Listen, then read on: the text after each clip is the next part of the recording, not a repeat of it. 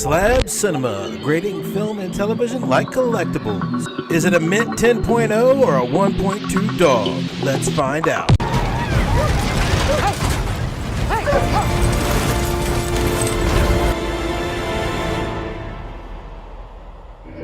It's time to review Man of Steel.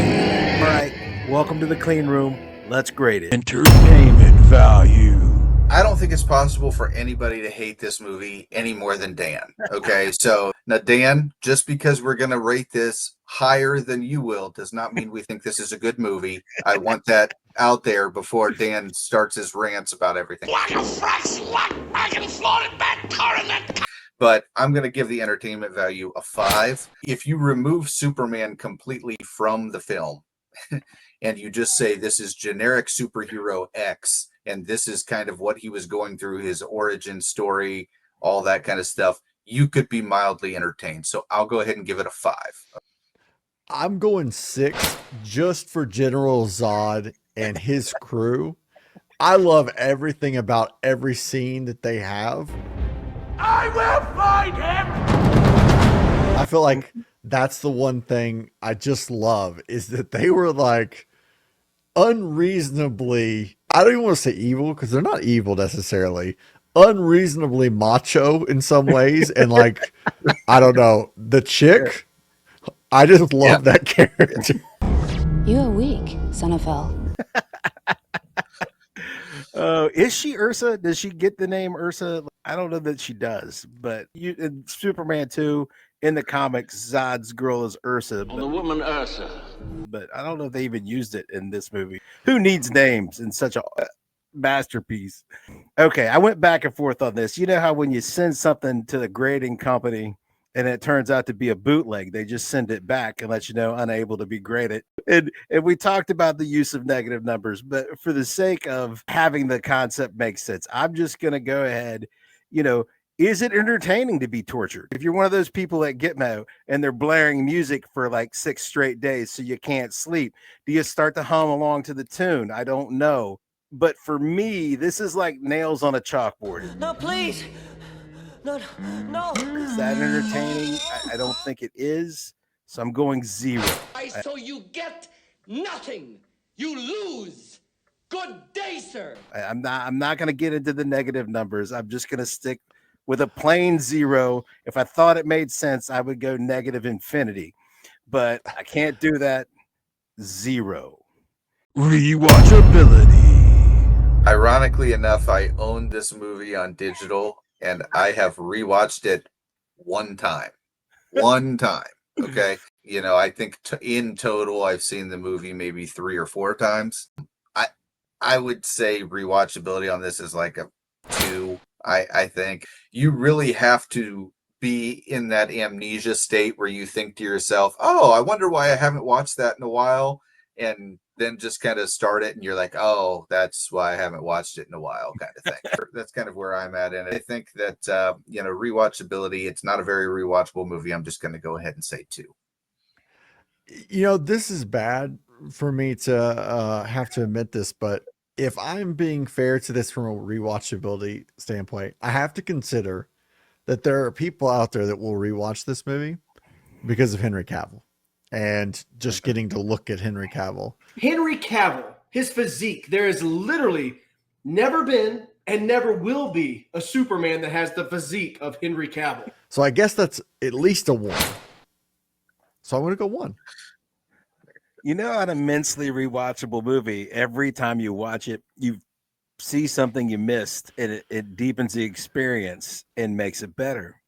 Man of Steel is Bizarro world. Man of Steel is Bizarro version of a good movie because every time you watch it, you do see something you missed, and it makes it even worse. I had not watched this movie since it came out a few months ago for one of these channels. I decided to embark on watching again because I remember leaving the theater thinking like that wasn't very good. And the more I thought about it, the more I disliked it. Hey, wait a minute. But I hadn't actually tried to watch it again. I convinced myself that I was wrong and it wasn't as bad as I thought.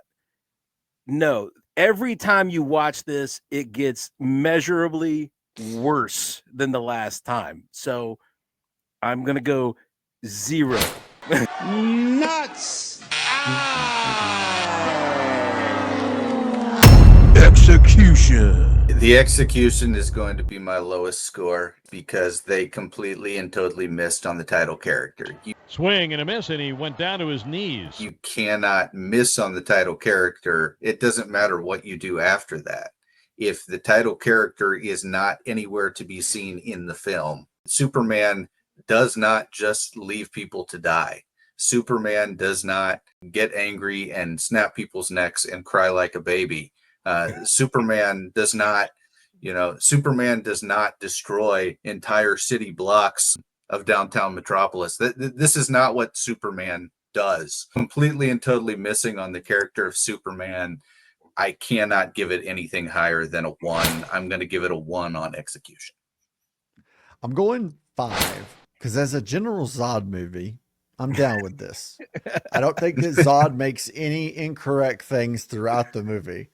I think that him putting Superman in a scenario where he has to, take him out, Superman should just not take him out ultimately. I think that would have been the cool ending where Zod is a prisoner somehow. Like, that makes sense to me.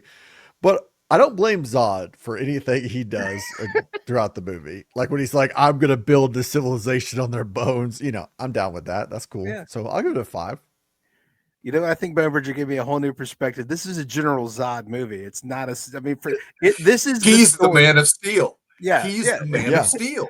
Yeah, it's a sad ending. This is the story told from Zod's perspective. If he had won the battle, this is the way he would tell the story. Yep. But if you were talking about the way it executes the character and reputation of Superman, then it totally executes it. It kills it dead for an entire generation. And there are young people who believe this is who Superman is. So on that scale, it executes things very well. But as in making a good Superman movie, it doesn't do that at all. So I'm going to shock the world and say that the execution is a 0. Originality.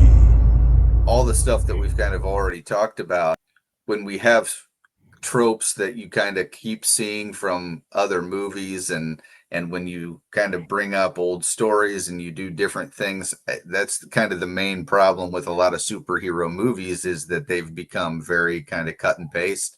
This felt like a very cut and paste superhero movie, did not feel very original. We know that it had absolutely no passion for doing the source material. And so this is the kind of stuff that when you're looking at originality score, I've got to go relatively low as well. I'm going to give it a 2 on originality. I'm really torn on this because I don't want to go high, but I feel like I got to go at least a 5 just because if you had told me in the Superman movie that Superman was going to watch his dad get taken out by a tornado and it was going to happen, it was going to be Kevin Costner, and they were just going to let that happen, I'd be like, no one would ever do that. Like that's too original. Like that's too crazy. But they did that. So it's original. Yeah. Yeah. I mean, if you were going to tell me that Kevin Costner was going to tell young Clark Kent that maybe you should let a bus full of kids die, I'd be like, man, that's outside of the box thinking. I know what you're thinking out there. Dan, how can you not just rave about the originality of a film where General Zod gets wrapped in a space dildo and shot into space to get sucked in by space anal beads? I mean, that is the most original concept that's ever existed. Or, they chuck the entire character of Superman and invent a new character in a Superman suit and call him Superman. But when all of your original ideas are bad, can you rate that high? You know what? I'm going to go really, really high on this one because they did create a whole new character and call him Superman. And you did have space dildos carrying Zod. So I'm going to give this a 1. I'm going all the way up to 1. We tabulated the numbers, and Man of Steel is slabbed at a 2.1.